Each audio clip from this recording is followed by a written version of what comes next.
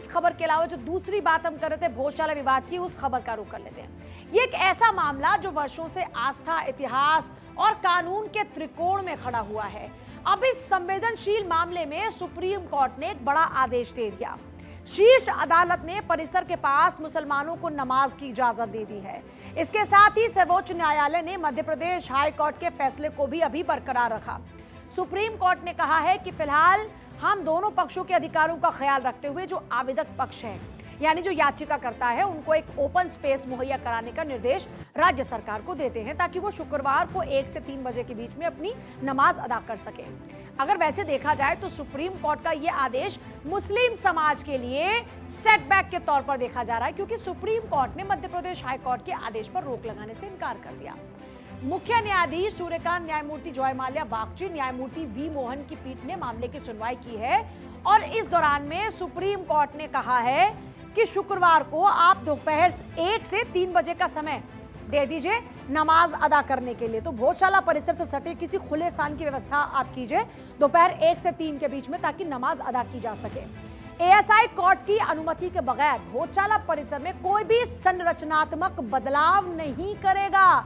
Supreme court ने चुनौती वाली याचिका पर अंतरिम आदेश देने से मना कर दिया है।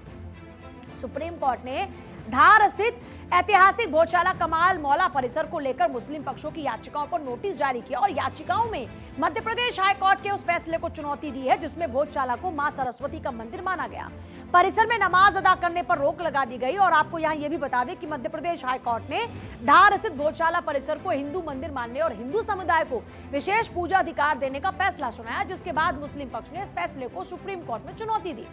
भोजशाला को हिंदू पक्ष वाग्देवी यानी मां सरस्वती का मंदिर मानता है, जबकि मुस्लिम पक्ष इसे कमाल मौला मस्जिद बताता है।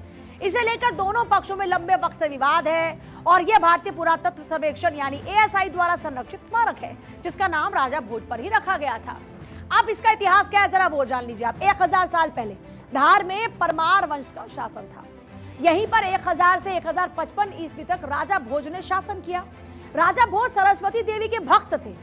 1034 ईस्वी में यहाँ पर एक महाविद्यालय की स्थापना की गई थी और इसी के बाद भोजशाला के नाम से इसको जाना जाने लगा। हिंदू पक्ष देवी सरस्वती का इसको मंदिर मानता है और हिंदू संगठन का दावा यह है कि 1305 में जब अलाउद्दीन खिलजी आया उसने भोजशाला को तोड़ दिया।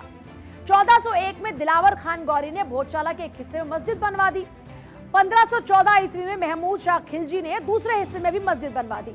1875 में यहाँ पर खुदाई की गई। खुदाई में सरस्वती देवी की एक प्रतिमा निकली और इसी प्रतिमा को मेजर किनकेड नाम का अंग्रेज लंदन लेकर चला गया। यह प्रतिमा आज भी लंदन के संग्रहालय में मौजूद है। भोजशाला विवाद लंबे समय से मध्य भारत के सबसे संवेदनशील धार्मिक और ऐतिहासिक मामलों में शामिल रहा।